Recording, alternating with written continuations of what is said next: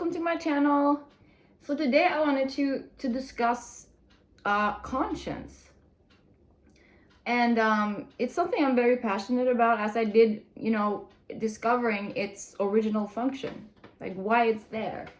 Find to be very interesting, because I know that having a clean one is the foundation for my happiness. I had that realization at a certain point in my healing journey, maybe 4 years ago, that I was like, wow, now maybe 3 years ago, that wow, a clean conscience really is essential for my happiness. And then I saw a few years later that Tolstoy had come to the same conclusion, essentially.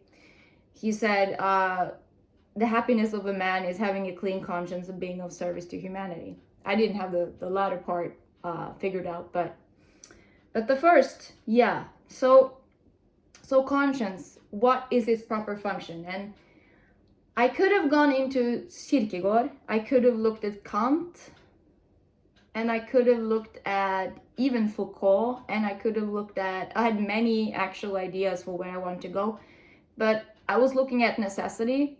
So I already had an idea of what I believed, and then so I'm looking at people who I agree with this to a certain extent. So Nietzsche is going to be included, Dostoevsky and Jung. So it's going to be people I've discussed before. They're actually going to be a part of future videos as well.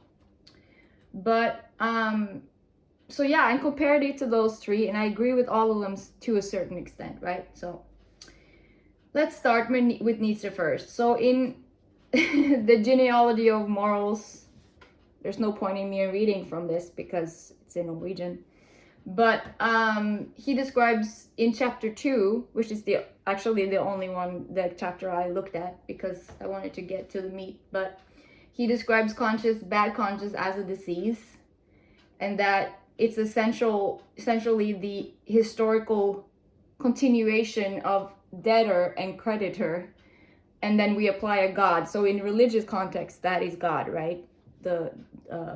As creditor and debtor, and it's applied to God. But bad conscience is natural animalistic instincts turned inward. So self-punishment, essentially, is what he argues. So he likens us to animals, but I will already comment there and say that we are considered more evolved than animals for a reason, just because we have the ability to reason and consider risk, consequence, etc., and so on and so forth. But so he says that. Okay, so let's move forward. Is conscience then something to overcome? Is it always bad? And can certain individuals bypass it? And is that strength? Is all guilt bad? No, I absolutely disagree. So the reason I included Nietzsche is because I do not disagree with him completely. There is a point where guilt actually is toxic, and I will clarify later. But let's ask ourselves first, is there a real world example where we can look at this as if it is something to overcome? Is it purely socially conditioned? So what I thought of was elite soldiers in war, right? So I don't know much about these special forces at all, but in Norway that would be something like Telemark Battalion. And these are individuals who are considered fitted due to their psychological profile and their physical potential to be able to bypass that conscience, right? So they're considered strong enough. I wouldn't consider that strength, but Nietzsche probably would, right? That they're able to do those things. So they are targeted exactly because they're a certain type of individual. Yet what do we see people when they come back from war? Over and over again we see people coming back, and when they come back and sit with what they've done and they have PTSD and nightmares, they have a physical reaction to it, right? So, and they're even trained for this. They're trained. So when I studied criminology, I remember our lecturer talked about this, that they essentially dehumanize humans from the opposite camp, or from the country that they're warring against, right? So they're looked at as targets, not humans. Yeah.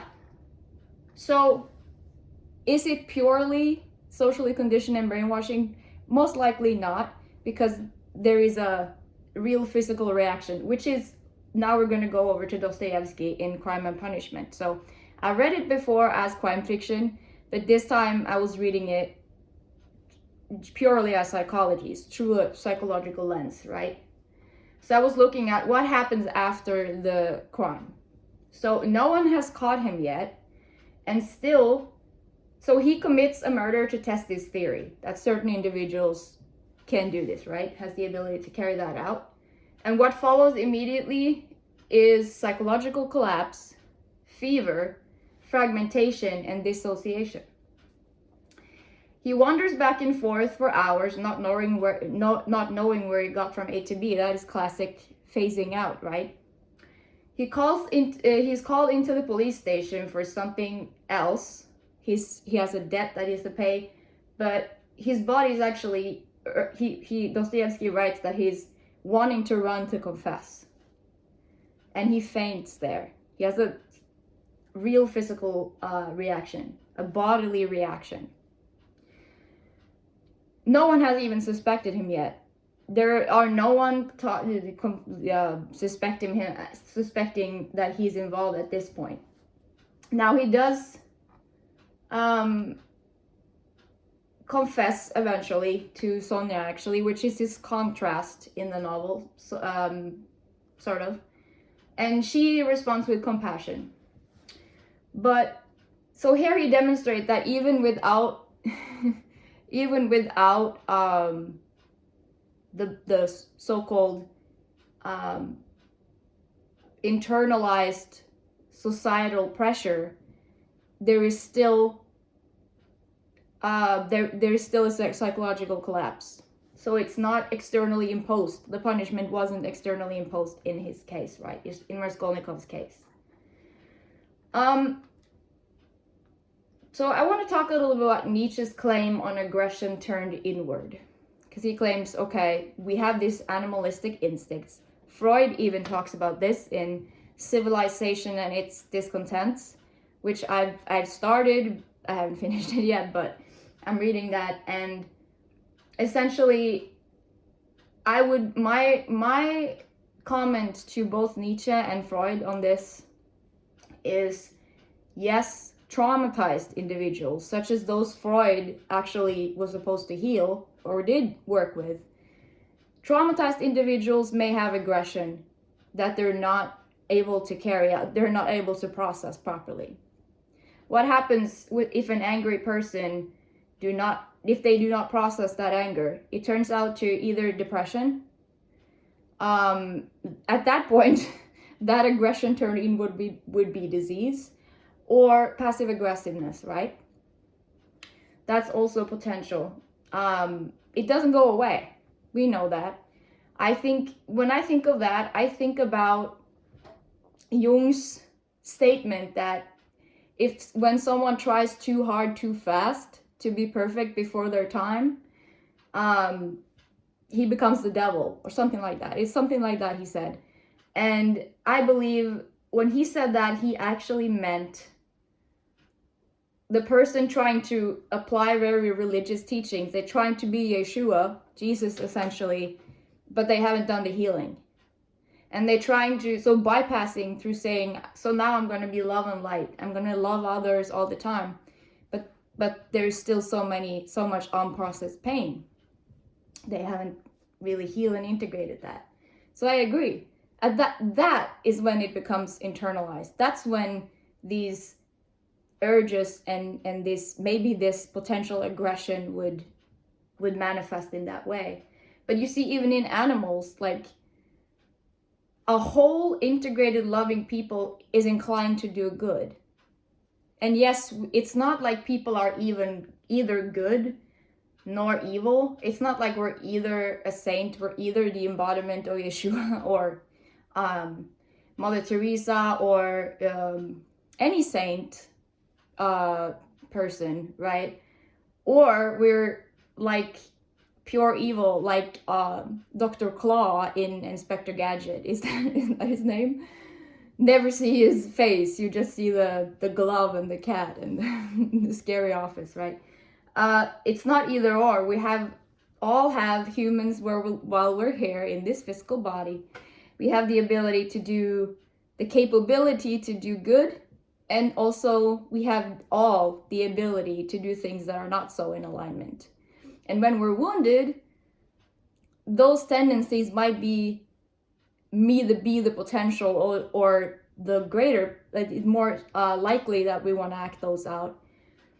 And in that way, I do agree with Freud on that traumatized individuals would turn that aggression inwards if it's not processed and healed. So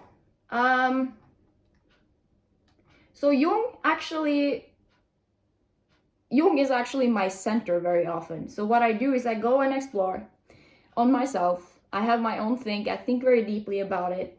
Then I look at people I admire, and then so Jung was purely purely doing research because he worked with so many people, and through the process of individuation and integration, and he's become my center. Now he views conscious as a sign of misalignment from the unconscious, with the purpose of leading us towards integration in individuation. Now I agree with him, but I would word it a little differently. So from my own point of view, I was responding to Nietzsche and said, I don't see it that way. I see conscience as a gift guiding towards transformation and spiritual alignment. So it is actually, in its original form, in its true purpose, is that it meant us to guide us where we need to course correct and change behavior in order to preserve our soul and grow and evolve, right? So it actually guides towards alignment. And yes, I would agree, integration and wholeness too. So it's very close with Jung's perspective. I think of that song, one of my favorite albums, Don Blackman. It's called Don Blackman. He has a song called Let Your Conscience Be Your Guide. Very few, very wise words. But that's an excellent, highly underrated album, I would say. So if you're a music lover, musician, go check that out. Okay, so now, where do I agree partially with Nietzsche? Is it always trustworthy? Absolutely not. Guilt can be weaponized. I think all highly empathic, sensitive, kind, loving, forgiving people have felt like some people have tried to use their kindness against them, right? Or make them feel guilty. They feel guilty for things that they shouldn't feel guilty about. So yeah, it can absolutely be distorted that way. It can also be distorted by not listening to it. You can escape your conscience, so to speak, by denial and justification. So justification would be, yes, I did that, but that was only because I was sick, or that was only because that person did something first, or I was going through XYZ, essentially. That is how we sort of escape sitting with the severity of what we did. And that we actually hurt others, like escaping full accountability, essentially. And so I thought, at what point do we have to sort of let go of the guilt, though? When it's no longer redemptive, when does it become punishment? When do I agree with Nietzsche? Well, when we have changed the course of action, when we have borne the guilt properly. So this is actually, Sonia said you have to bear it well. And actually, Dostoevsky said you have to bear the guilt, right? A little bit. In my own case, I felt like the only real transformation is when you feel fully sit with what you've done and what you regret doing. At that point, it can be permanent transformation can occur. So when we've done that, when we have borne the guilt properly, not that we're going to punish ourselves, but be fully aware of what we've done, really sit and take full accountability. So we've held ourselves accountable, and we've made amends wherever we could.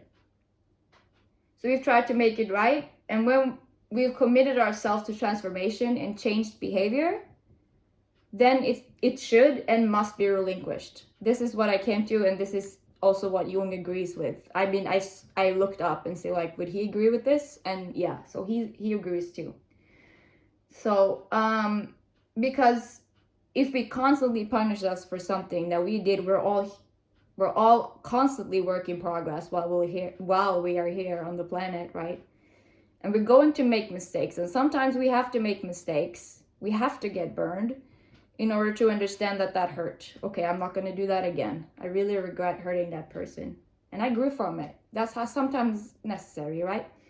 So but constantly holding that over our heads when we've done everything we can and we're no longer that person, then it can become a prison. It's no longer operating in the way it is supposed to, in my point of view at least.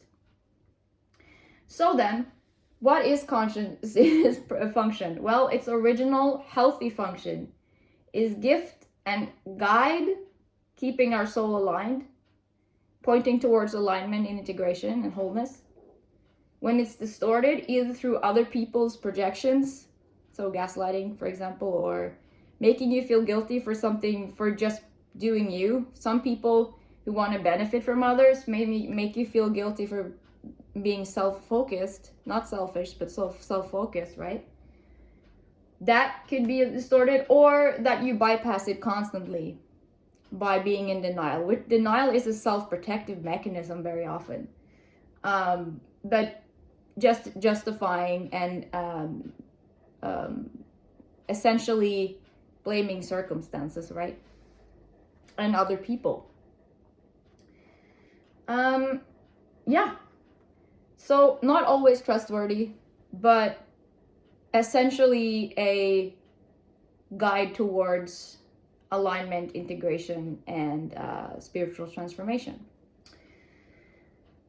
That's what it was. How it's functioned for me. But I've been through all of this. I also have felt guilty for things for way too long, and it did sort of hold me back instead of carrying out what I